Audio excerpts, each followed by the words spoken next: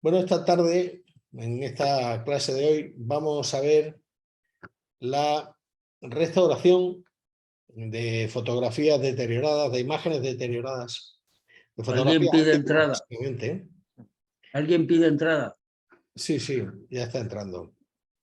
Y bueno, en esto quiero decir que la restauración de fotografías antiguas siempre es una tarea especialmente bonita en Photoshop, pero también especialmente delicada.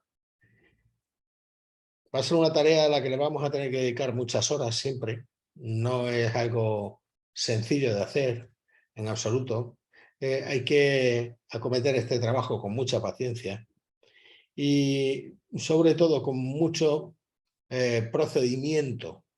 Y me refiero a que cuando disponemos de una fotografía antigua, de lo que estamos disponiendo realmente es de un documento histórico que no tiene una posible sustitución.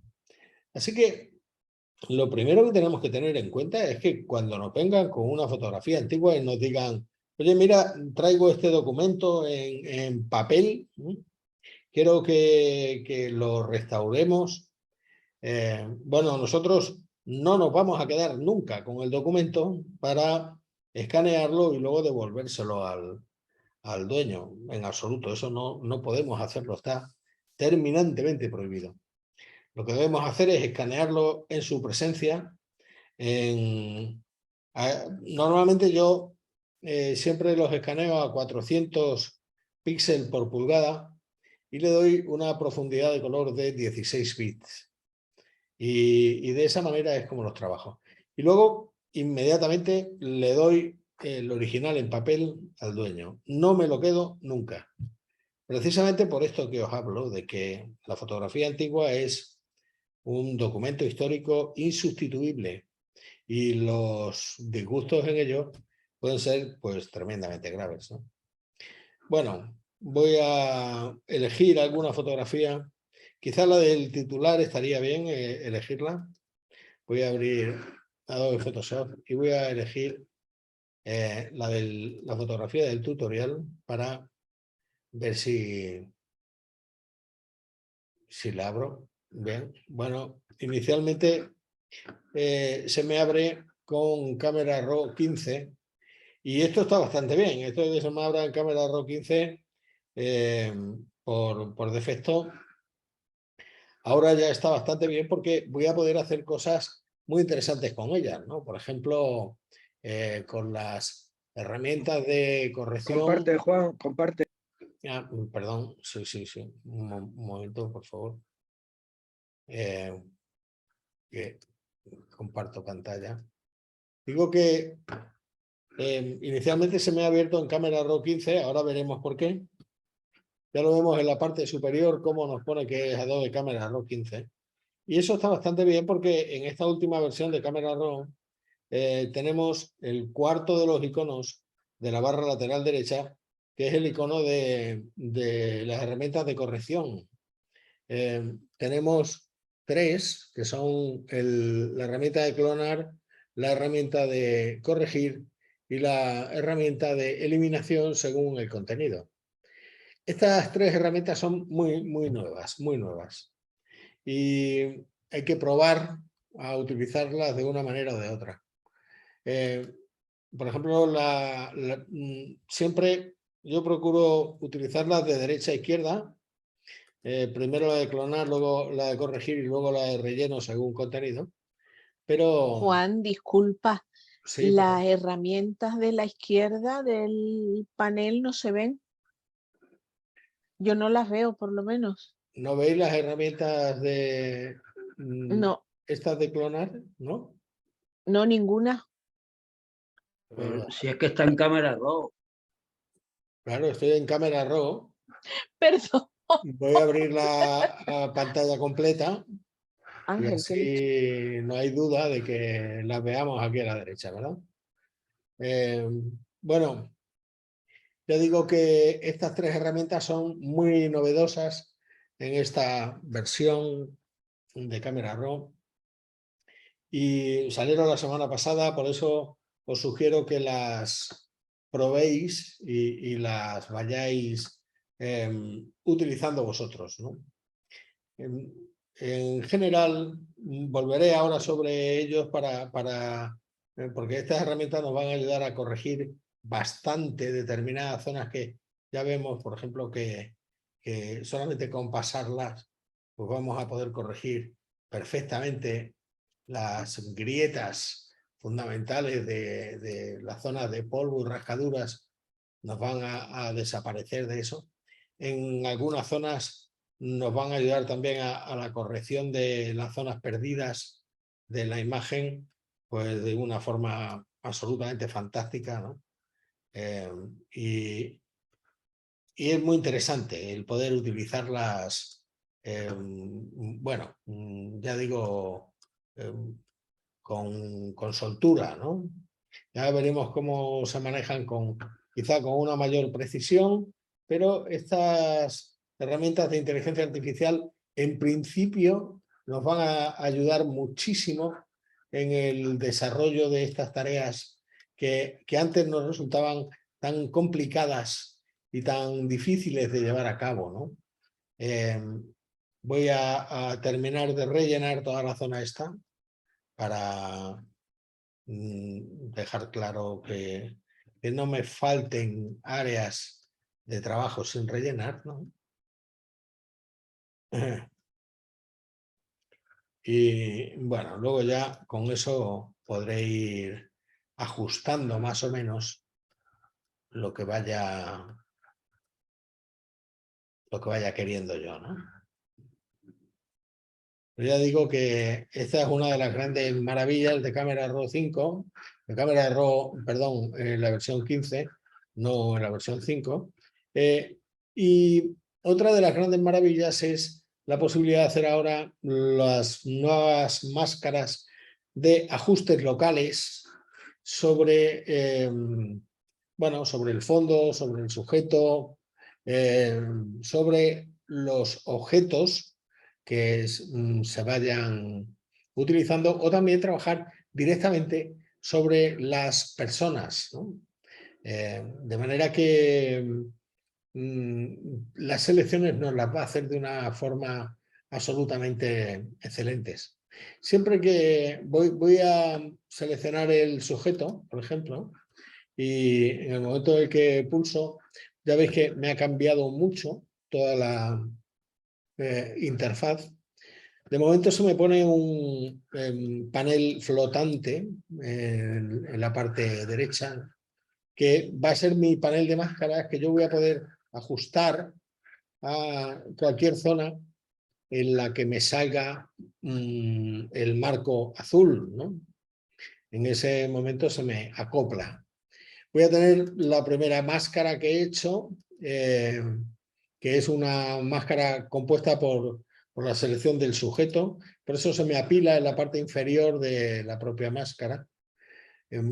Y ya vemos que se me muestra en la superposición que yo elija, como siempre. Puede ser una superposición de colores o una de blanco y negro, el color sobre el blanco y negro, imagen directamente sobre la imagen en gris en blanco y negro, o blanco sobre negro. Por ejemplo, hay varias de las superposiciones. Esto se va a ir alternando siempre lo de mostrar superposición o no mostrarla con la tecla Y. Y si le damos a, me parece que era, a ver, no, esto de formar intersección no, ahí tampoco. Bueno, hay otro atajo de teclado para ir mostrando los diferentes subtipos de superposiciones que vamos a poder utilizar. Pero el tema es que la mostremos o no la mostremos la superposición, ahora ya siempre que vaya a aplicar un ajuste, voy a aplicar un ajuste local, ¿no?, sobre esto. Y además en esta versión de Camera Raw me han aparecido unos nuevos ajustes locales que antes no aparecían. Por ejemplo, el ajuste de curvas, ¿no? Que antes no me aparecía. También los ajustes de efectos y los ajustes de detalles, que antes solamente me aparecían en los ajustes generales. Ahora me aparecen también en los ajustes locales.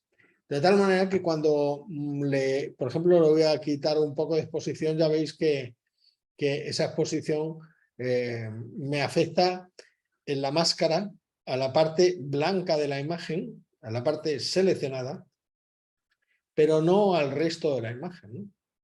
Así que, bueno, esto puede ser muy interesante porque en el momento en el que quiero yo puedo crear otra máscara, por ejemplo, que sea exactamente igual que la máscara de seleccionar el sujeto, voy a crearla otra vez, o la máscara de seleccionar fondo directamente, que es la inversa a la de seleccionar el sujeto, ¿no?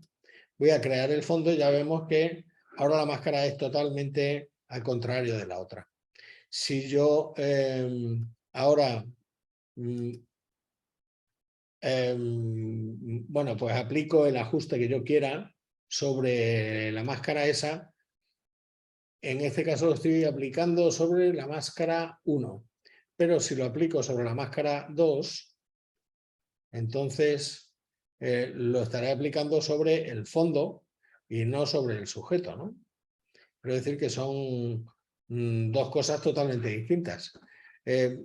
Yo no sé si podré aplicarlo directamente sobre todas las máscaras al mismo tiempo, los ajustes locales, porque eso tampoco tendría mucho sentido, dado que lo que tendría que hacer en ese caso es irme a los ajustes generales, arriba a la derecha, ¿no? Me vengo aquí a los ajustes generales y aquí sí puedo hacer el ajuste sobre toda la imagen, tanto sobre el sujeto como sobre el fondo, ¿no?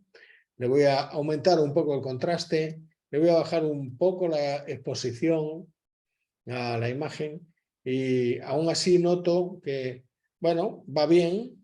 El contraste quizás se lo tenga que subir un poco más en el sujeto y le tendré que bajar un poco más la exposición en el fondo. Así que para ello ya sí me voy a los ajustes locales, activo la máscara 2, que es la máscara del fondo. Fíjate cómo me aparece ahí como fondo 1, ¿eh? Es esta máscara. Y aquí es donde debería bajarle un poco la exposición, en el fondo muy poco, pero sí subirle la intensidad de variar la intensidad de las sombras para obtener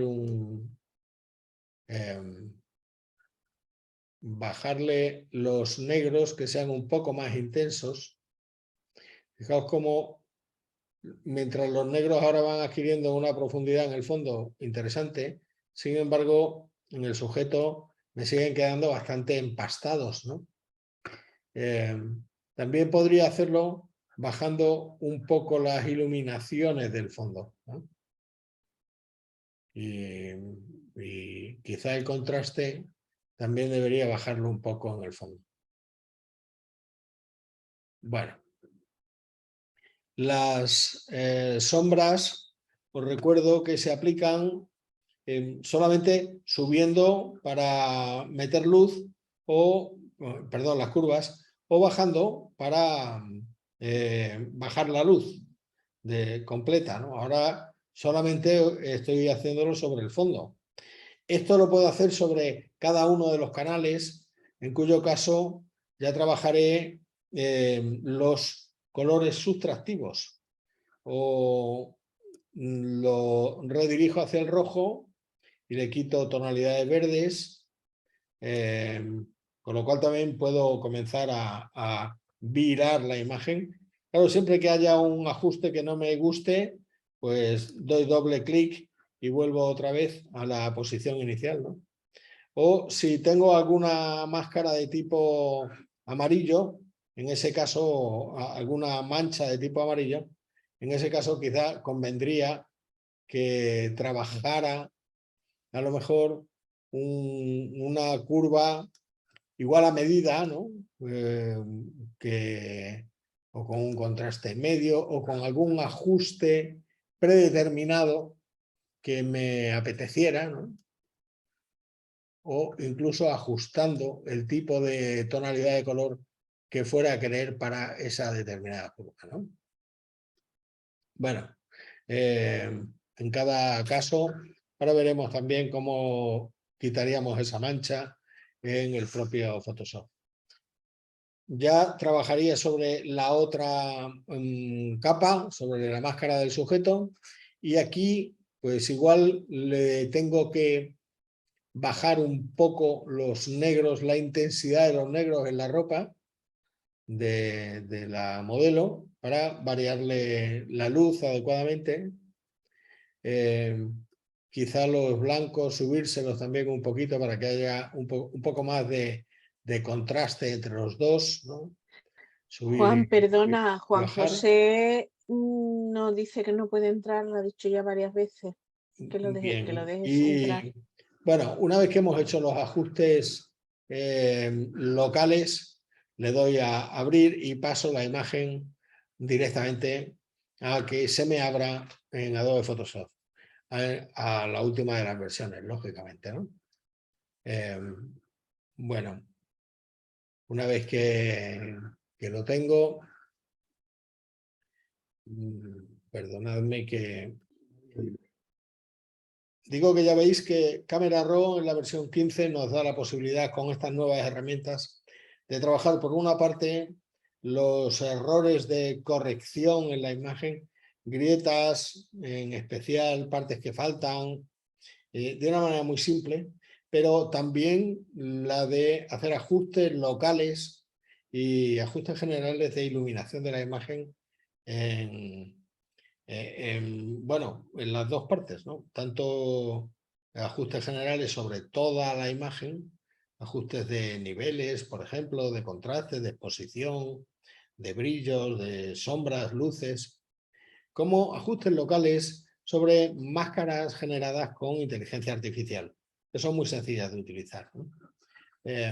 Bueno, una vez que hemos trabajado la imagen en Camera Raw, nos vamos a... le damos a abrir la imagen en Adobe Photoshop y bueno, una vez que la tengamos abierta en Adobe Photoshop, a ver si se nos abre. ¿Qué pasó? Bien, aquí la tenemos ya abierta en Adobe Photoshop. Vamos a poder comenzar a trabajar sobre ella de una manera pues más concreta. Los casos que nos vamos a encontrar de una manera muy habitual en la restauración de fotografías antiguas son los siguientes.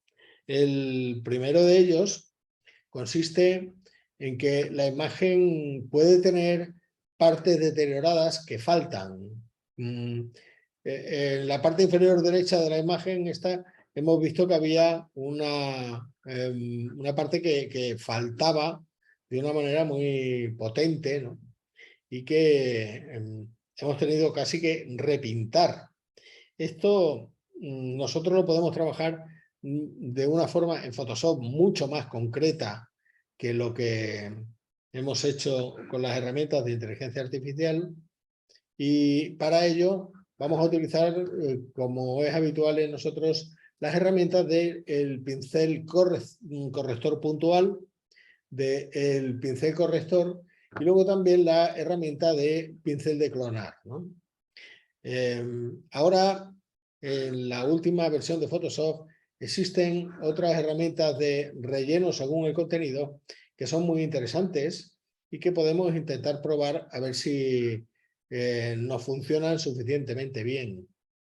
Para seleccionarla, por ejemplo, voy a actuar sobre una zona, por probar estas herramientas nuevas.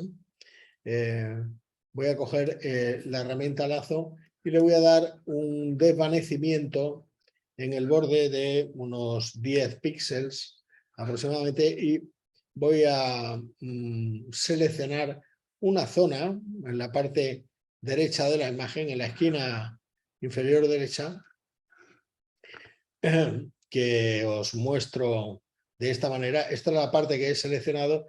Ya veis que el borde de la selección está bastante difuso, precisamente por eso, porque le he dado un desvanecimiento de 10 píxeles. Y una vez que tengo seleccionado eso, con cualquiera de las herramientas de selección, en principio cualquiera de ellas, le puedo dar a rellenar según el contenido. Esta es una nueva herramienta que nos aparece en la versión 24 de Adobe Photoshop o la versión del año 2023, la última de las versiones del programa, la que estamos trabajando, y es una herramienta de inteligencia artificial. Cuando pulso sobre ella, me dice cómo lo va a dejar, ¿eh? Así que me hace una demostración de cómo va a quedar eso. Y yo voy a poder, bueno, pues ir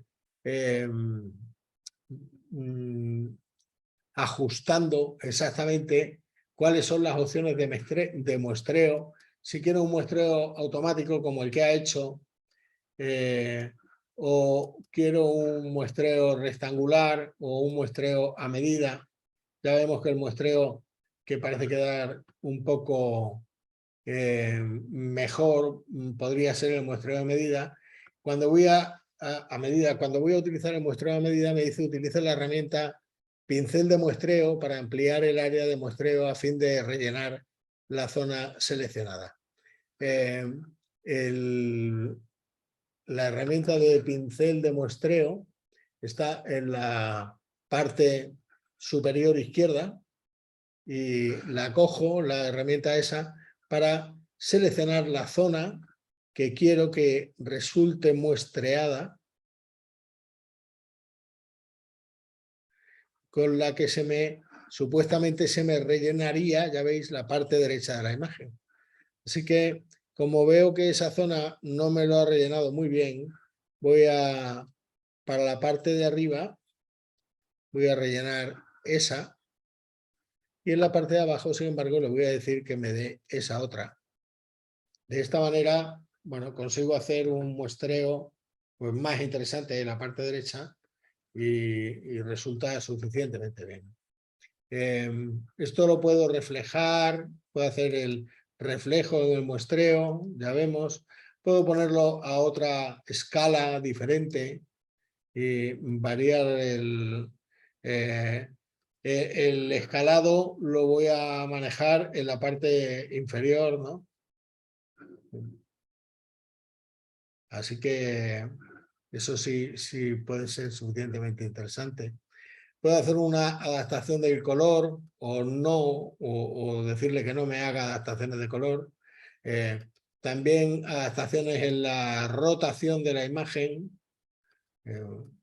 Por ejemplo, en este caso conviene que no se haga ninguna. En fin, hay varias zonas interesantes en cuanto, sobre todo, a la superposición de la zona de muestreo. A mí eso sí me parece muy interesante, ¿no? El hacer... este es el color de la zona de muestreo que podemos elegir, ya lo veis en la parte izquierda de la imagen, que le podemos decir que nos lo muestre o no, o ocultarlo directamente, y que nos indique bien el área excluida o bien lo contrario, que sería el área de muestreo, ¿no? El área que va a tomar para el relleno de las zonas. Así que, bueno, eso es posiblemente lo más interesante de todo esto. Y bien, en cuanto a el funcionamiento de esta nueva herramienta de inteligencia artificial. Pero desde el principio nosotros teníamos sobre todo la herramienta de pincel de clonar, que funciona de la siguiente manera.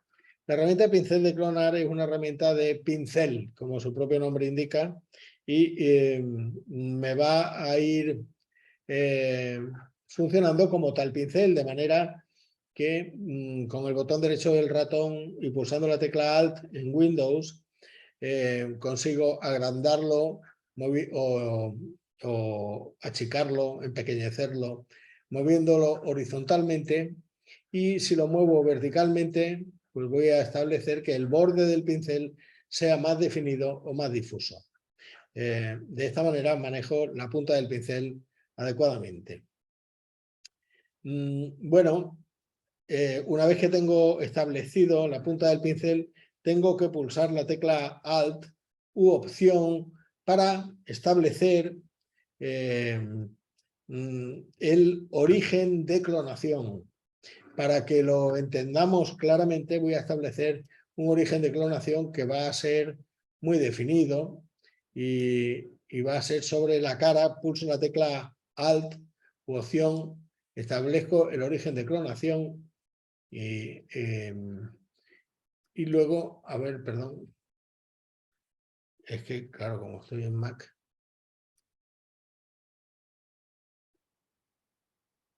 no, perdón, estaba... establezco el origen de clonación sobre la cara y luego me la llevo a otro sitio. De manera que pulso sobre el otro sitio y establezco el destino de clonación. Esto está bastante bien, pero lo que tengo que pensar es que si yo ahora muevo el destino de clonación a otra posición, también se me mueve el origen de clonación al mismo tiempo y en la misma medida que he movido el destino de clonación. De manera que puedo ir clonando parcialmente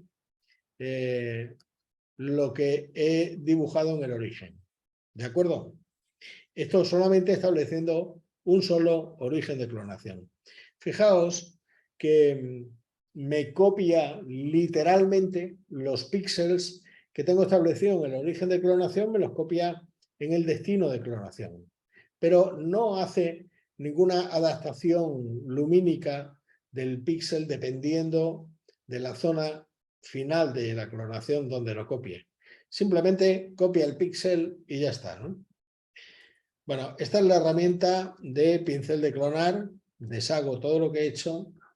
Y luego tenemos las otras dos herramientas que son la herramienta pincel corrector puntual y pincel corrector. La herramienta de pincel corrector puntual me sirve para corregir puntualmente algunos pequeños detalles.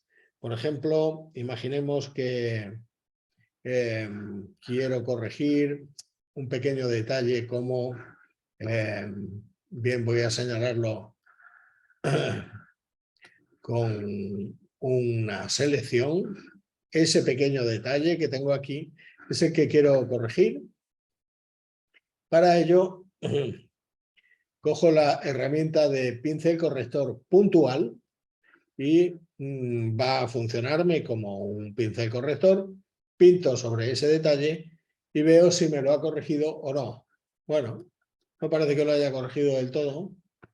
No sé por qué. A ver, Puede bueno, ser que esté bloqueado el fondo. tengo Juan. otra capa encima y estaba trabajando sobre la capa de abajo. Así que, perdonad, voy a acoplar la imagen para no tener dos capas, sino solamente una.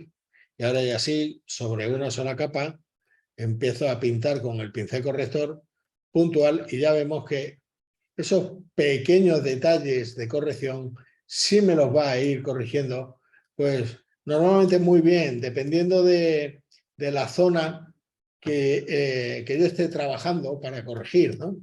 Hay algunas pequeñas cositas que sí me va a funcionar muy bien el pincel corrector puntual. Pero no deja de ser una herramienta inteligente que en ocasiones funciona bien y en ocasiones no funciona tan bien. No sabemos exactamente cuáles son las zonas en las que clona y por qué lo hace, ¿no? Photoshop lo único que nos dice es, mira, el pincel corrector puntual lo que va a hacer va a ser tomar las zonas de alrededor para establecer el origen de clonación. pero lo dice de una manera muy general. Estas son las zonas de alrededor, sin más. Bueno, en todo caso, siempre es una herramienta que nos va a interesar mucho trabajar con ella, mucho, porque vamos a ver que la eliminación de grietas y cosas así pueden ser pues fantástica con este pincel, ¿no? Así que eso nos puede ayudar muchísimo en el, ya veis, en el trabajo de eliminación de cosas importantes, pero igual me sigue metiendo grietas, ¿no? Donde no debería, porque me ha cogido en los bordes de alrededor orígenes de clonación como si hubiera grietas, ¿no? Así que puede funcionar suficientemente bien. La tercera herramienta que nos sirve mucho para funcionar adecuadamente bien con esto es la herramienta de el pincel corrector, que no es el pincel corrector puntual. La herramienta del pincel corrector la manejamos siempre con la ventana origen de clonación. Fijaos, ventana origen de clonación. En el momento en el que abro esa ventana, me doy cuenta de que voy a tener 5 diferentes posibles orígenes de clonación. Lo cual significa que va a funcionar como la herramienta del tampón de clonar. No, no funciona igual. Fijaos, selecciono un primer origen de clonación. Inicialmente voy a poner también un pincel suficientemente grande que me cubra toda la cara, por ejemplo.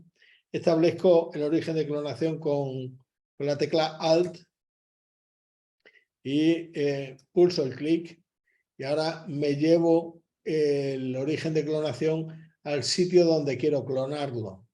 Así que, por ejemplo, voy a clonar aquí, pulso clic y ya vemos que lo he clonado, pero no lo he clonado exactamente, sino que se ha adaptado a la iluminación que tiene la zona del destino de clonación.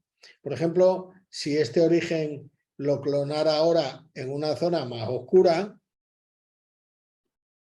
me resultaría clonado, pero de una manera mucho más oscura y más contrastada, ¿no? De manera que, fijaos que además el origen de clonación permanece y no se desplaza al desplazar el destino de clonación como me pasaba al principio. Si quiero establecer un segundo origen de clonación, bastará con que pulse sobre un segundo icono y vuelva a establecer un segundo origen de clonación con la tecla Alt. Por ejemplo, en el respaldo de la silla, que ahora me podré llevar hacia otra parte, ¿no? Voy clonando el respaldo de la silla en otro lugar o en otros lugares y obtendré diferentes resultados en cada caso dependiendo de la iluminación del destino de clonación. Así que así es como me funciona esta herramienta que voy a deshacer para no manchar la parte de atrás. Bueno, es muy interesante porque yo establezco, por ejemplo, voy a coger un pincel más pequeño y voy a establecer un origen de clonación en esta parte, en el lateral de la silla. Voy a acercar un poco más para poder verla mejor. En el lateral de la silla, porque no quiero variar el origen de clonación. Así que, vale, con el primero de ellos, que lo tenía establecido en la cara, vuelvo a pulsar la tecla Opción y establezco ahora el origen de clonación aquí y ya me lo voy a ir llevando a donde vaya queriendo sin necesidad de tener que variar otras cosas. Y fijaos cómo de esta manera no estoy tocando el origen de clonación, pero sí el destino de clonación, ¿no? En algunos casos me va a parecer algo raro vuelvo a coger el origen de clonación y vuelvo a retocarlo.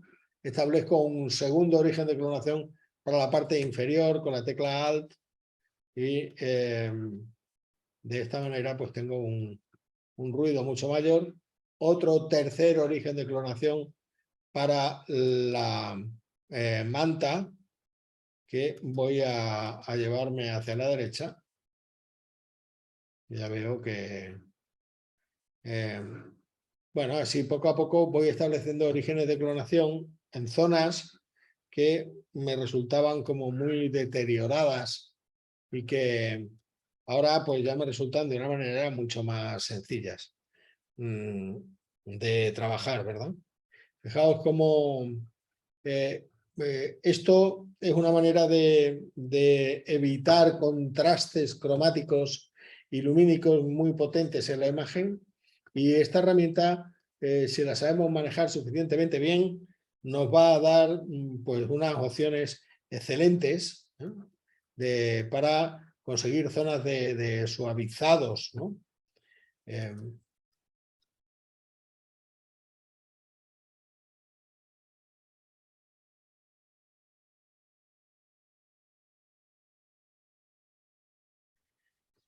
Bueno, bien.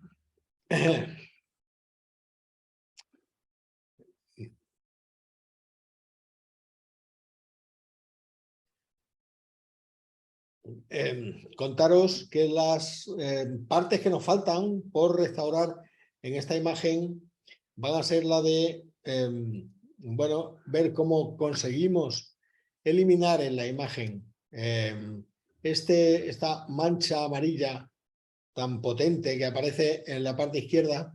En general hay muchas veces que nos aparecen manchas que se deben a que los antiguos reveladores de fotografía pues no eran líquidos suficientemente potentes, o en otras ocasiones a que las fotografías se han conservado también en muy malas condiciones y les ha caído otro tipo de líquidos, sudores o cualquier otro tipo de líquidos que ha reaccionado con la química con la que conseguíamos positivar estos papeles.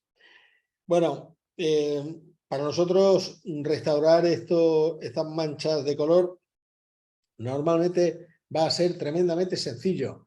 Fijaos cómo lo que vamos a hacer va a ser, voy a sacar el panel de capas para verlo, bueno, adecuadamente.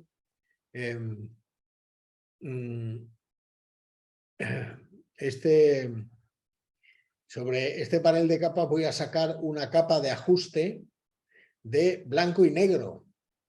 En el momento en el que hago eso, saco encima una capa de ajuste de blanco y negro, a ver si es verdad que me sale bien. La fotografía me aparece con una apariencia de escala de grises completa, ¿no? Esto se debe a la capa de ajuste que he generado encima de la capa de color. Si yo la oculto, vuelvo otra vez a la misma capa de color que tenía desde el primer momento. Y eso está bastante bien porque en general lo que voy a hacer va a ser coger una muestra de color con con la herramienta cuentagotas. Voy a coger una muestra de color medio de la imagen, por ejemplo, por aquí, por la parte del hombro de esta señora, de manera que me resulte, pues eso, un color un tanto verdoso, casi caqui, bastante claro, ¿no? Es el color 73775C en hexadecimal. Vale. Bueno, lo tengo aquí añadido como color frontal, pero también lo podría añadir a las muestras de color si no lo quiero perder. Así que pulso sobre él y le doy a añadir a muestras y le pongo color de imagen, el nombre, y de esta manera ya se me añade a mis muestras de color. En el momento en el que bueno, se me comunica con las bibliotecas ahora, porque todas estas cosas las solemos hacer online para compartirlas con otros ilustradores con los que estemos trabajando, ¿no? Pero si no queremos, pues no es necesario que nos comuniquemos con las bibliotecas de Adobe. Veamos si saco la ventana de muestras, si me lo ha guardado ya dentro de... aquí lo tengo en la ventana de muestras, lo tengo ahí arriba, ¿no? Le voy a otra vez, perdón, la he cerrado, no sé qué he hecho con la ventana de muestras. Cancelarlo. Vuelvo a sacar la ventana de muestras, a ver dónde la tengo. Muestras de color, aquí.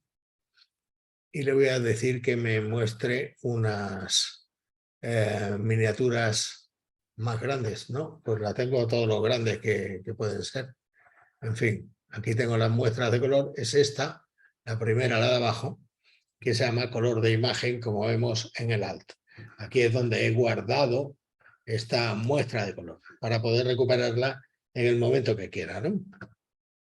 Bueno, lo que voy a hacer con esta capa de ajuste de color, ajuste de blanco y negro, es decirle que esta capa se me aplique y se me aplique sobre el color por defecto del que tenga yo la mancha, ¿no? En este caso, la mancha que teníamos era amarilla, le voy a aplicar un filtro amarillo, ¿no? a esa capa de ajuste de color. Así que fijaos cómo solamente con aplicar el filtro amarillo, la mancha esa amarilla me ha desaparecido totalmente, ¿no? Ya me ha desaparecido porque le he aplicado el filtro de color a la capa de blanco y negro, a la capa de ajuste de blanco y negro.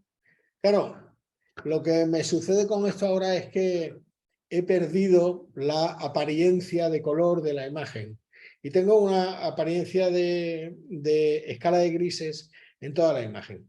Para volver a recuperar la apariencia de color, lo que tengo que hacer es activar en las propiedades de esta capa de ajuste de color el matiz. Establezco el matiz y fijaos que el matiz este se me establece inicialmente casi que en un amarillo, pero yo no lo quiero en el amarillo, lo quiero sobre la muestra que había elegido. Así que pulso y le digo que quiero esa muestra de color, que era la muestra de color del color de la imagen que tenía, ¿no? Así que, bueno, ya está. Aproximadamente voy a seguir manteniendo así el color de la imagen y sin embargo he eliminado perfectamente toda la mancha, ya vemos, ¿no? He eliminado la mancha de color amarillo y he seguido respetando la tonalidad del virado de la imagen, que a mí es una cosa que me parece muy importante, porque aquí no estamos para reinventar la fotografía y nosotros no nos tenemos que lucir en eso. Nosotros lo que tenemos que hacer es volver a respetar la fotografía como originalmente era. Así que nada de virarla a otros colores ni reinventar cosas raras porque no debe ser, ¿no? Bueno, esta es la manera, el procedimiento tan fantástico que tenemos para conseguir eliminar las manchas de color. Si yo tengo una mancha de color rojiza, que también es muy frecuente dependiendo de los reveladores, pues haré exactamente lo mismo. Aplico una capa de ajuste de blanco y negro y en esa capa de ajuste de blanco y negro me vengo a el filtro de rojo, ¿no? Que está justo por encima del filtro amarillo, ¿vale? Y ya está, solamente con eso, al aplicar el filtro rojo se me pondrán los valores de desplazamiento de color de una manera o de otra y me desaparecerá la mancha de color rojo. Así de claro, es muy sencillo de hacer y muy bonito. Una vez que lo tengo hecho, puedo con el botón derecho sobre esta propia máscara combinarla hacia abajo para volver a, digamos, acoplar la imagen y quedarme sin capas de ajuste de ningún tipo. Esto lo hago, esto de acoplar la imagen, para no llamarnos a equivocación en el próximo proceso que vamos a hacer sobre la imagen ahora. Y este proceso va a consistir en cómo vamos a poder eliminar toda esta serie de puntos que nos encontramos sobre la imagen. Algunos de ellos son blancos, pero la gran mayoría son negros, ¿no? Son pequeñas manchitas negras que hay en toda la imagen, también sobre el vestido, en el cuello, en la cara de la modelo fotografiada, en fin, en todas partes de la fotografía, ¿no? Vamos a ver cómo conseguimos borrar ese tipo de manchas. Bueno, para borrar esas manchas, lo que voy a hacer va a ser utilizar la herramienta del pincel de historia. Y la voy a utilizar de una manera muy especial. Este es otro pincel que habitualmente no solemos trabajar mucho y por eso convendrá que recordemos cómo se usa. Pero vamos a ver cómo es el proceso para utilizarlo. El pincel de historia lo vamos a trabajar siempre con la ventana historia, ¿no? Así que lo primero que vamos a hacer va a ser sacar la ventana historia. Aquí la tenemos, ¿vale? Ya tendremos hechas muchas cosas porque en la ventana historia se van quedando todas las herramientas que vamos utilizando. Vale, muy bien. Hemos combinado hacia abajo en la última de las acciones para acoplar todas las capas que teníamos, las capas de ajuste sobre esta otra capa. Y ahora vamos a comenzar a utilizar la herramienta del panel de historia.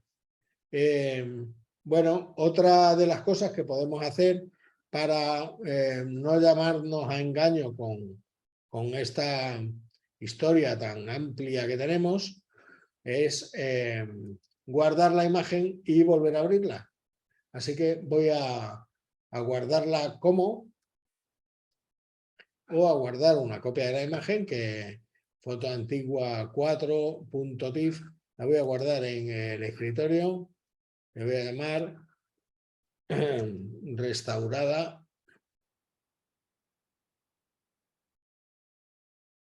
1.tif.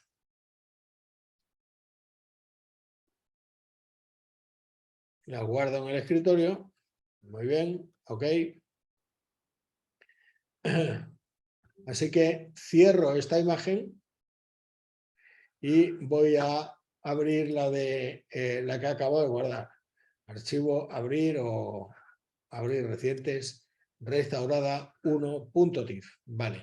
Ya vemos que lo que he hecho con esto ha sido que solamente tengo el comando abrir dentro de la historia. Acabo de abrir esta imagen y no he hecho otra cosa con ella más que abrirla, ¿no? Bueno, lo que voy a hacer ahora va a ser aplicarle un filtro de ruido, de polvo y rascaduras.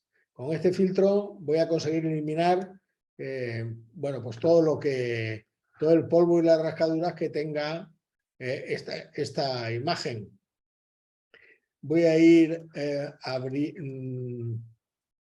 acercándome a la imagen para ver exactamente qué valores le puedo ir dando. Fíjate cómo de esta manera me queda la imagen muy empastada y sin definición de ningún tipo, ¿no? Pero va a estar suficientemente bien. Si le podría dar algún umbral inferior, pero yo creo que no hace falta darle umbrales directamente. Lo que sí tenemos es una imagen muy empastada con esto y esto es lo que vamos a querer. No está mal hacerlo así, porque en el filtro de historia lo que voy a hacer va a ser volver de nuevo al comando abrir. Fijaos que ya no me pongo en el comando que he dado luego, sino que vuelvo al comando anterior, pero voy a establecer el origen de historia que eso se establece con ese pincelito que hay en la parte izquierda. Lo voy a establecer en el comando de polvo y rascaduras, del filtro polvo y rascaduras que he aplicado sobre la imagen. De manera que, aunque yo esté en el comando abrir, el origen de historia ahora lo he situado un paso posterior a lo que estoy trabajando habitualmente. Esto significa que cuando coja yo el pincel de historia, me voy a ir a polvo y rascaduras. Así que voy a por el pincel, a la herramienta, veamos dónde está, herramienta,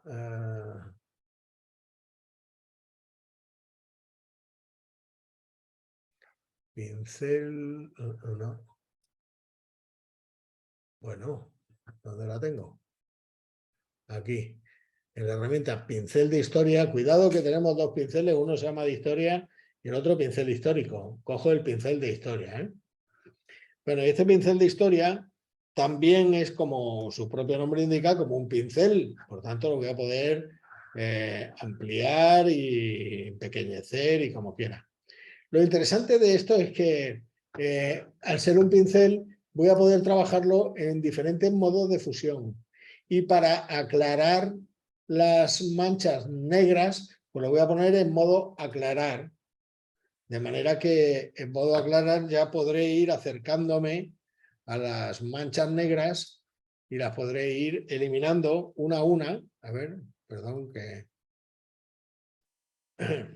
ya vemos cómo con este pincel, un poco más pequeñito lo voy a poner porque voy a trabajar sobre las manchas negras solamente, ¿no?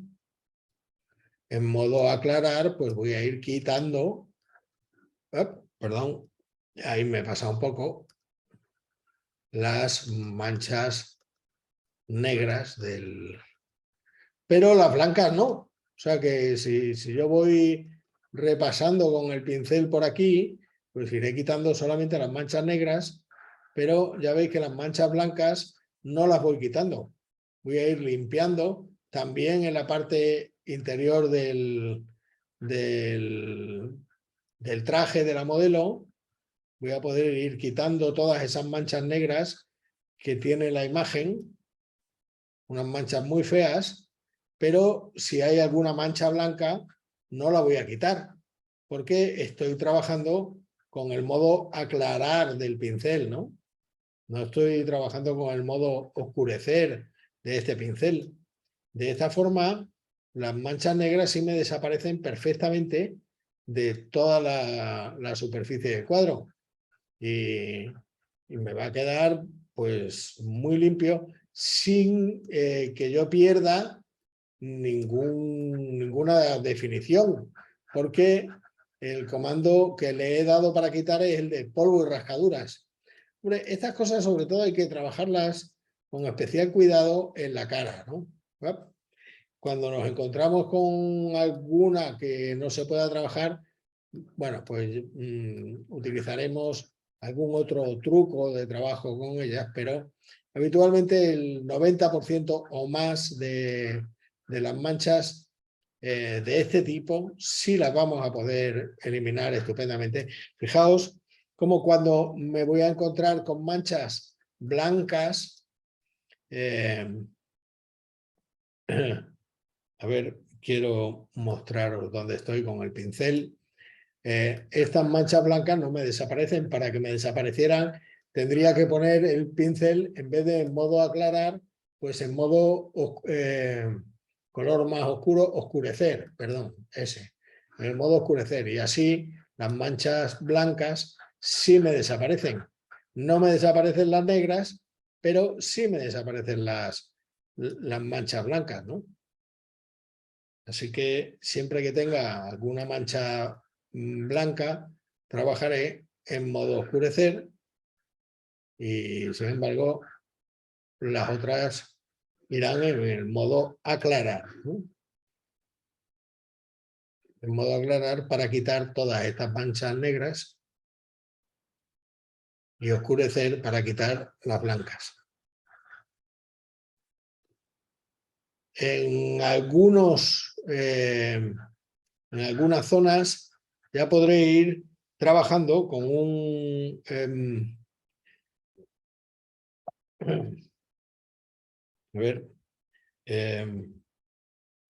con unos pinceles bastante más grandes, en el pincel este de historia, ir trabajando con pinceles más grandes para ir eliminando manchas completas sin deteriorar absolutamente nada de la imagen, nada en lo que se refiere a las texturas. Simplemente, en muchos casos, claro, como voy eliminando las partes negras, pues me va a parecer que voy suavizando texturas de alguna manera, pero porque las propias texturas, ya lo sabemos, cuando hemos hecho en otras ocasiones la separación de frecuencias, las texturas se nos ajustan siempre a la baja frecuencia de la imagen, que son las líneas, ¿no? Son siempre en todas las tonalidades de medios tonos y grises, y con eso es con lo que obtenemos las texturas, ¿no? Bueno, en las zonas que sean un poco más difíciles de trabajar, nos andaremos con más cuidado siempre y trabajaremos con pinceles más pequeños, con más detalle, y además no tenemos por qué trabajar con opacidades del 100%.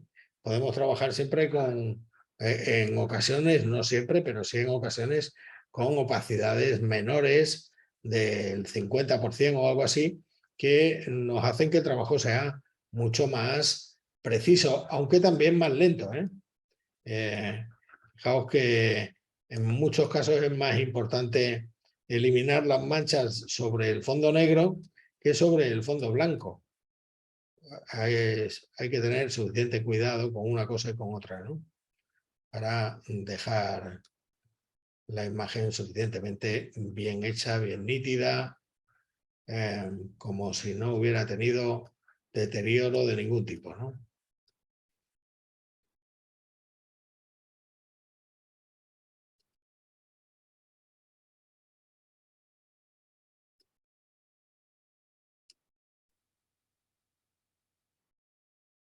Yo creo que este proceso es también uno de los grandes procesos de los profesionales de restauración fotográfica, porque no deterioramos la fotografía en ningún caso, pero sí recuperamos una imagen que podría estar muy manchada, ¿no?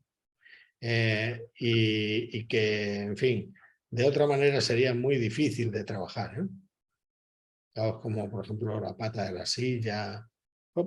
Ahí no, aquí nos hemos pasado, así que esa zona no la retocamos, pero esta zona sí.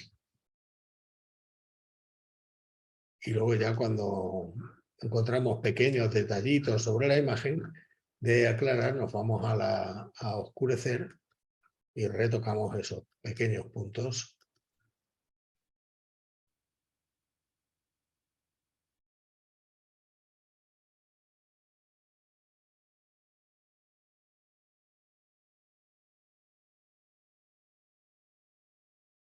Bien.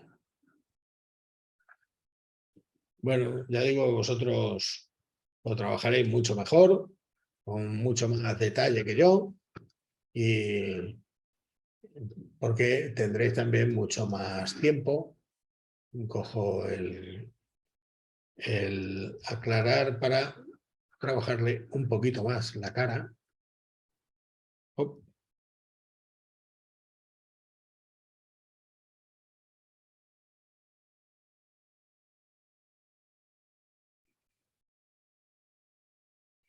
Parece que ahí he hecho algo un poquito raro. Y ahí también en la cara parece que voy a tener que trabajarlo de otra manera un poco más diferente. Y para eso voy a coger en la cara directamente el pincel corrector puntual para intentar eliminar de un pequeño plumazo estos puntos negros que me aparecen en la cara y que me la dejan un poco fea, ¿no?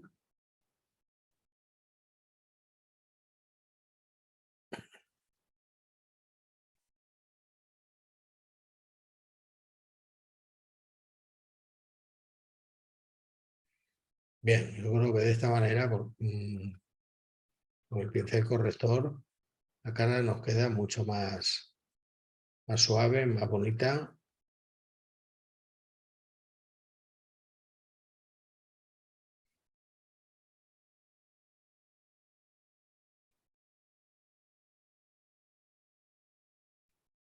Bueno.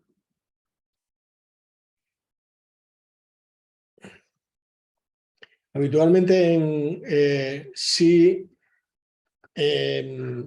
solemos trabajar detalles secundarios que sean suficientemente notorios, en los que la fotografía está bastante perdida. Solemos trabajarlos para no dejar que la foto nos dé un aspecto demasiado deteriorada. Es el caso de la maceta, que parece estar bastante deteriorada. Hay una parte que se ha perdido, la parte izquierda, y para eso lo que voy a hacer va a ser coger una parte de la maceta, la voy a seleccionar y la voy a copiar o a duplicar directamente con el comando control J, ¿no? De esta manera he duplicado esa zona que tenía seleccionada en una capa nueva, y ahora con edición transformar la voy a voltear horizontalmente, así que la tengo ya seleccionada para poder voltearla horizontalmente. La ajusto un poco, pero fijaos que lo que no quiero es que me aparezca como demasiado simétrica la imagen, ¿no? Y para ello lo que tengo que hacer va a ser edición transformar, hacerle una transformación libre de control T, y bueno, con el botón derecho decirle que quiero deformar. Así que puedo ya comenzar a deformar una parte para que no me quede totalmente simétrica la imagen.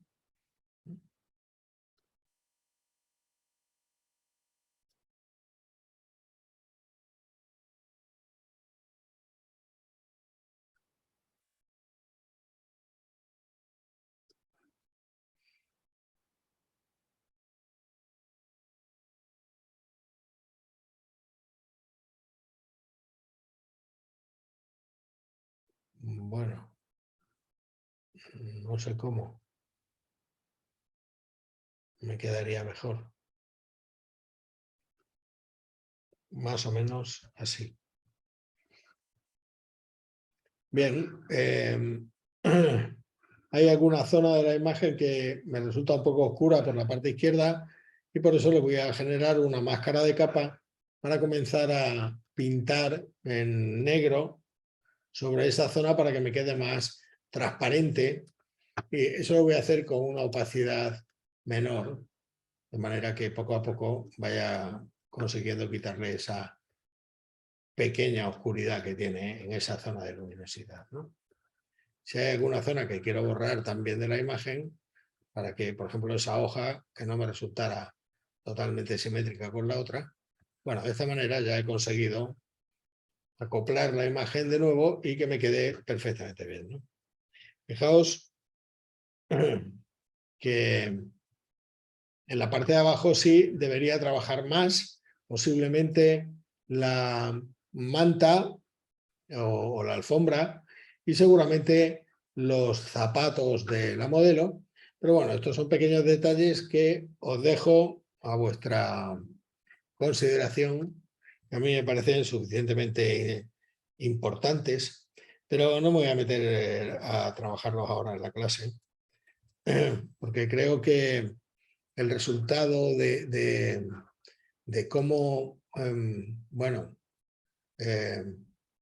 cómo teníamos la imagen inicialmente a cómo la hemos restaurado, pues es como muy notorio, ¿no? A ver, voy a darle...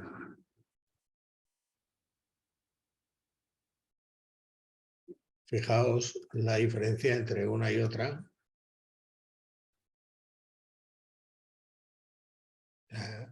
Partíamos de una imagen que, bueno, esta todavía estaba incluso ya bastante trabajada, porque había cosas que le faltaban y demás. Voy a volver volver al archivo original, ¿no? Parece que no sé si puedo, o es que tenía alguna parte grabada ya en esta imagen. Y entonces, a ver.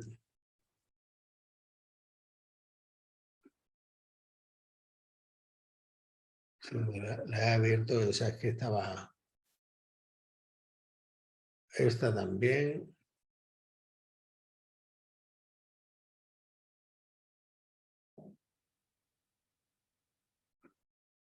Es que la trabajaste en Camera Raw primero. Claro. Ya la pasé aquí ya trabajada, así que, bueno, a ver, un momento.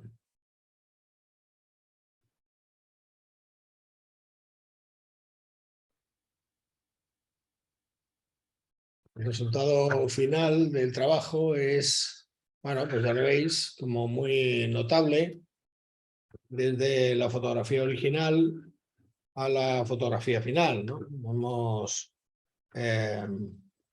restaurado pues tanto las manchas de color amarillo que tenía la imagen, los defectos de iluminación potentes,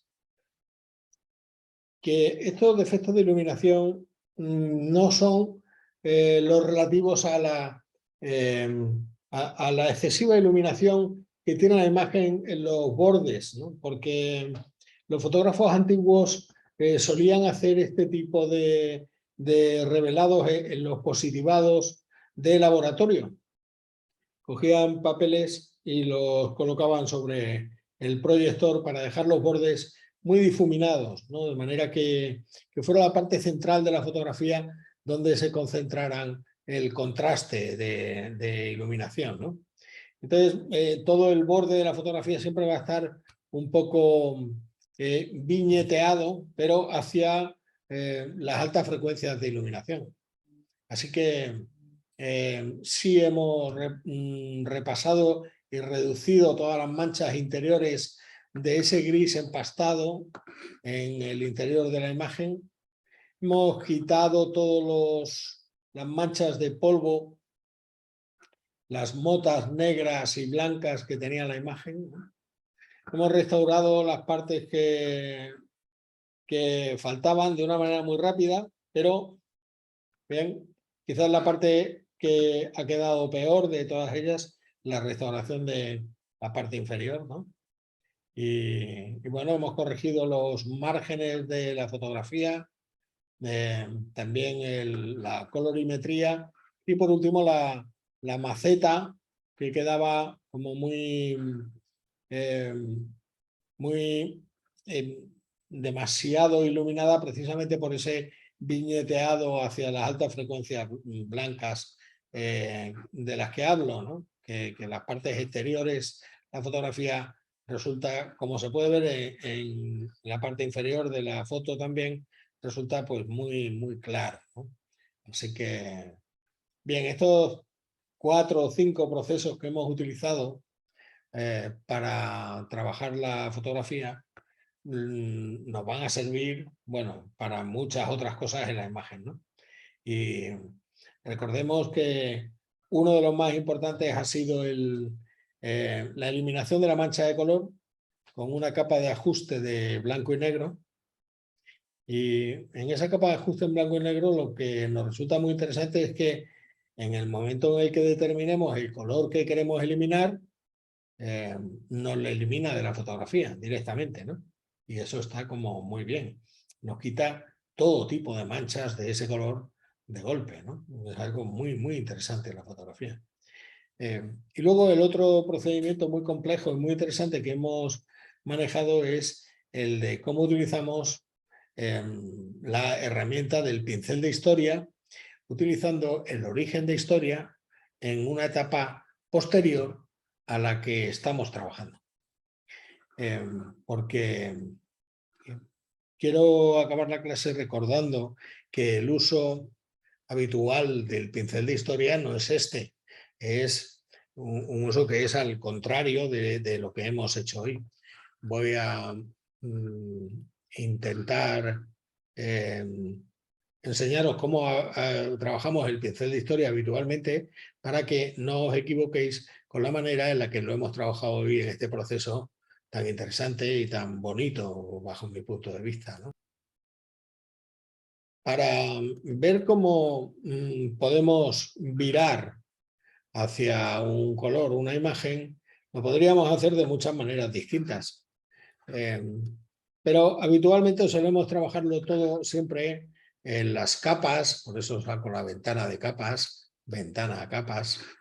Pues en las capas solemos aplicar un ajuste, una capa de ajuste de filtro de fotografía, por ejemplo, que puede ser una cosa interesante, ¿no? Así que al aplicarle el filtro de fotografía ya veis que me dice el color sobre el que quiero virar la fotografía. En este caso es un color bastante naranja, que yo puedo darle con mayor densidad o menor densidad. Ya ves que esto me ayuda de una manera muy, muy interesante a hacerlo, ¿no?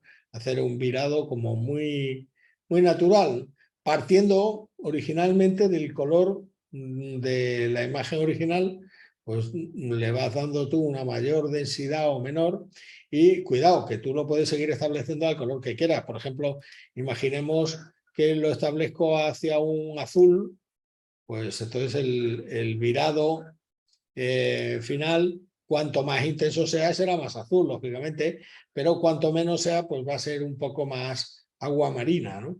En esto también tengo filtros preestablecidos. A mí uno de los que más me gustan es este precisamente, el de agua marina, en inglés underwater. Fíjate cómo este es un filtro muy, muy bonito, muy suave, que le puedes dar a la imagen, ¿no? Y que puede ser interesante. Dado que este tipo de virados es un ajuste local sobre toda la imagen, está bien que hagamos una prueba de modo de fusión diferente en la imagen, ¿no? De manera que podemos ir viendo cómo nos quedarían en diferentes modos de fusión el virado. Por ejemplo, normalmente en aclarar y sobre todo en trama, podríamos encontrar a lo mejor algunas. Mira, en este, por ejemplo, el color más claro pues nos puede resultar mucho más interesante. A ver si hay algún otro que nos guste. Este también, el de luz focal. Este, el de tono, es muy interesante también, ¿no? Fíjate qué diferencia hay entre el de tono y el de saturación. Es muy, muy diferente uno de otro. Nos va a pasar lo mismo con el de color y el de luminosidad. Bueno, si eliges uno, por ejemplo, el de tono, en el que se ha aplicado bastante esto, el filtro, lo que tienes que tener en cuenta es que la opacidad de esta capa no tiene por qué ser completa, ¿no? Siempre le podemos poner pues, bastante menos opacidad si queremos, para que se aplique igual que si lo queremos aplicar con mayor o menor densidad, ¿no? Pero siempre con un poco menor opacidad, en especial cuando estamos utilizando alguno de los 8 tipos especiales de los modos de fusión. Y luego, si siempre tener la máscara de capa para poder ajustar con la máscara de capa alguna zona que no quieres que se aplique este filtro, ¿no? De manera que en una opacidad de 38 voy a coger un pincel para que no se me aplique el color, por ejemplo, sobre la cara. Entonces estoy trabajando directamente sobre la máscara de capa, aplicándole un color un poco más negro, ¿no? Voy a darle un poco más de... para que no se aplique el filtro de color este que le estoy dando en esa zona. Y a lo mejor sí, aquí tampoco sobre el brazo, ya ves, ¿no? Y a lo mejor un poco también se lo quito sobre la... Bueno, algo así, ¿no? No tiene por qué ser todo tan lineal, ¿eh? Trabajas unas zonas, pero otras no. Y hace que la fotografía al final resulte como más natural porque parece que el color está recuperado en unas zonas, pero no tan recuperado en otras, ¿no? Bueno, ya te digo que una vez que a lo mejor te has pasado a la hora de trabajar en esta capa, con algunas cosas, en esa máscara de capa, siempre recuerda que a la máscara de capa le podemos dar un filtro de desenfoque gaussiano, por ejemplo, para que, a ver, pues para que no sea tan definido, ¿no? Cuidado. Aquí me he pasado con el filtro. Por ejemplo, una cosa así, ¿no? De manera que, bueno, no sé yo si sería muchísimo o no tan muchísimo, ¿no? Ese filtro de desenfoque. Pero bueno, fíjate cómo resultaría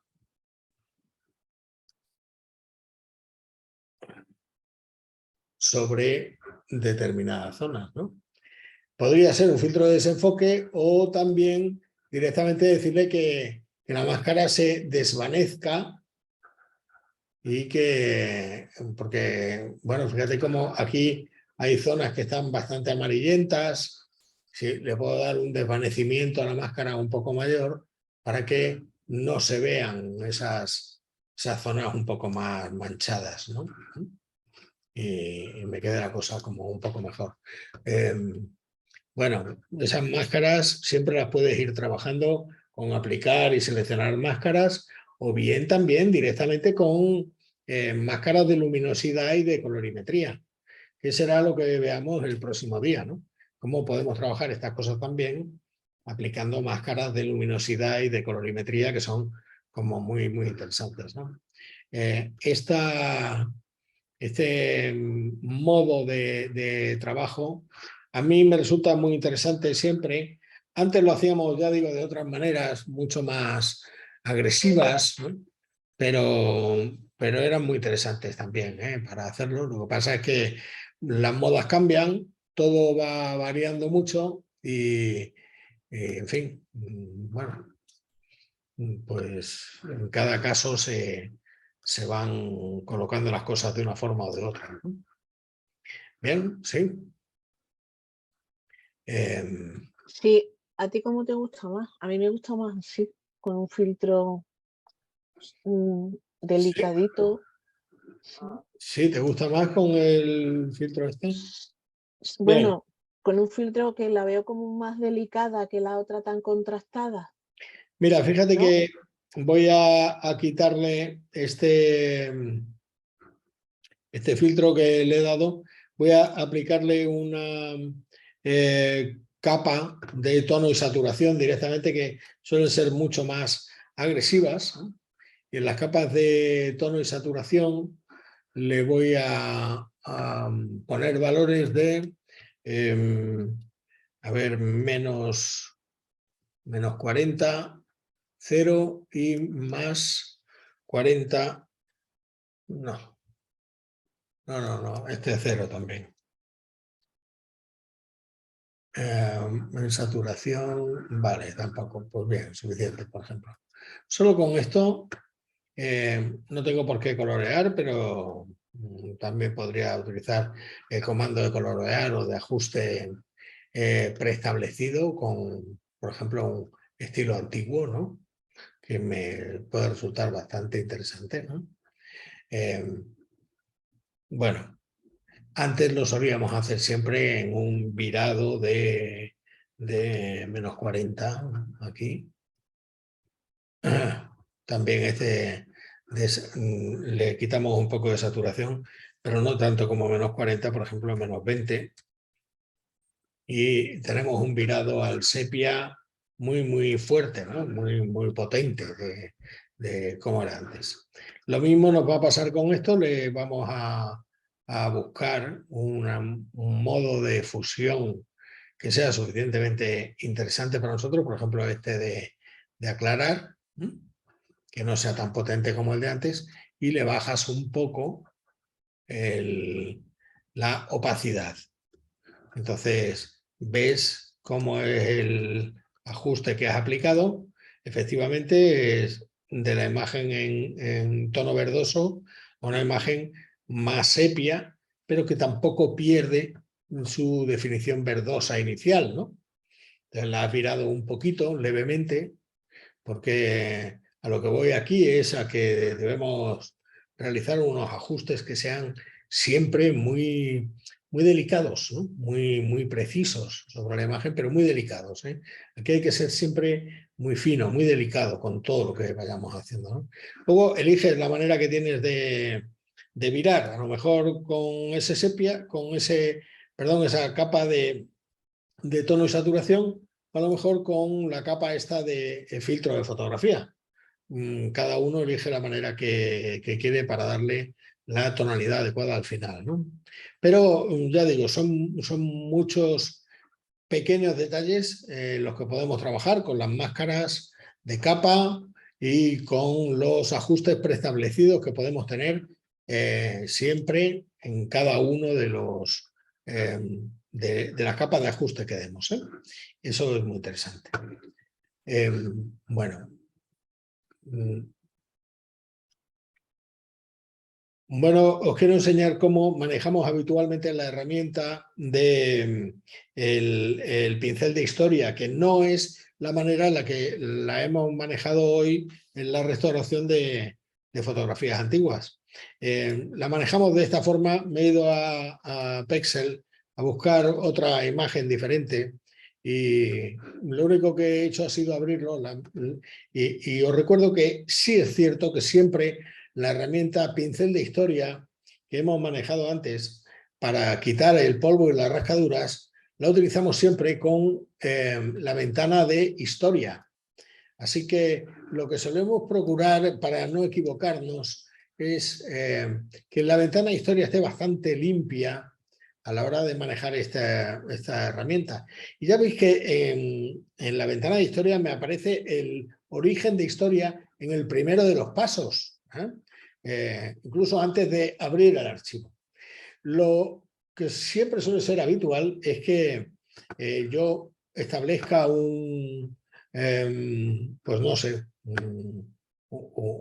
algo, o haga un filtro, o convierta la imagen a escala de grises, o cosas de ese tipo. Por ejemplo, voy a hacerle un filtro de enfocar, desenfoque.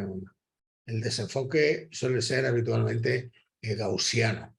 A propósito, a ver si me recordáis algún día que os enseño otros tipos de desenfoques que sean más interesantes. Vale, bueno, esto lo he hecho y al hacerlo se me desenfoca la imagen completa, de manera que me aparece también como una etapa más de la historia de la edición que estoy haciendo sobre esta imagen, ¿no? Bueno, si yo pongo el origen de historia en el comando abrir, entonces cuando utilice el pincel de historia, pues ese pincel de historia es un pincel como tal, puedo comenzar a pintar sobre él y lo que va a hacerme ese pincel de historia es recuperarme cómo está el comando de historia, ¿no? Es decir, en la parte de abrir ¿de acuerdo? O sea que yo no estoy recuperando pues solamente las cosas que voy pintando para que se me recuperen en la zona de abrir, ¿no? Esta es una manera, por ejemplo, de eso, de recuperar a lo mejor, pues unos detalles de unas flores, ¿no? Que de la otra manera quedan totalmente difuminadas y de esta manera. Pero además, recordad que lo puedo hacer en el modo aclarar y oscurecer o en el modo normal, que es lo habitual, y con mayor o menor opacidad en el pincel, ¿eh? Si le veis, este es el modo normal y ahora con el modo normal me va a resultar pues más fácil el enfoque de las partes oscuras de la imagen, porque antes solamente estaba enfocando las partes claras de la imagen, dado que estaba trabajando en modo aclarar, ¿no? Pero en el modo oscurecer también se me enfocan las partes más oscuras de la imagen, ¿no? Y me puede resultar pues más interesante dependiendo del efecto que yo quiera conseguir en cada caso sobre la imagen que estoy trabajando, ¿no? Pero ya vemos que el pincel de historia lo que me recupera es una etapa anterior, habitualmente, siempre y cuando el origen de historia esté colocado en una etapa anterior al comando que me determina, que es el desenfoque completo, que me determina toda la imagen, ¿no? Me voy al comando anterior y luego ya pongo el origen de historia ahí y luego ya voy ajustando con el pincel de historia las partes que quiero que se recuperen al comando abrir, al comando donde está establecido el origen de historia. En el caso de hoy lo hemos utilizado al revés. Primero he abierto la imagen y luego he aplicado un filtro, de manera que voy a volver otra vez a archivo, volver para recuperar la imagen como estaba inicialmente, como si realmente eliminara todo lo que he hecho. Bueno, lo que he hecho con el pincel para eliminar el polvo y las rascaduras ha sido aplicar un filtro que era el de polvo y rascaduras, y en ese caso aquí, por ejemplo, imaginemos que el filtro que aplico ahora, pues, o la edición que podría hacer sería la de ponerlo en blanco y negro, la imagen, ¿no?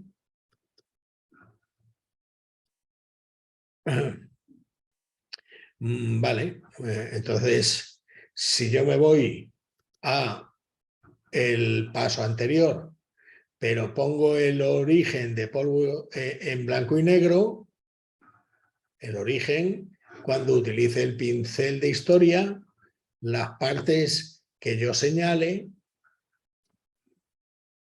se me transformarán siempre a blanco y negro. ¿Veis? Voy a ir eliminando colores de la imagen con el pincel de historia, porque estoy trabajándolo de otra manera totalmente distinta a cómo lo trabajaba antes. ¿Entendemos bien cómo es el trabajo que estoy haciendo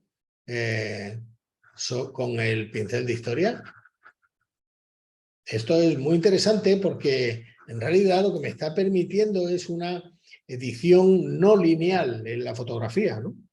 Y bueno, me resulta pues interesantísimo el poder reservar unas partes de la edición de la imagen en pasos anteriores de mi workflow, de mi flujo de trabajo. Así que yo puedo ir editando una fotografía en ajustes locales que aplico a toda la imagen y luego esos ajustes generales sobre toda la imagen los puedo ajustar precisamente en determinadas zonas locales de la imagen con el pincel de historia, ajustando el origen de historia en un paso u otro del flujo de trabajo. ¿De acuerdo? Yo sé que estos conceptos son un poco difíciles de entender, pero también estoy convencido de que en el momento en el que los probéis y los ensayéis, os haréis con ellos adecuadamente, ¿no?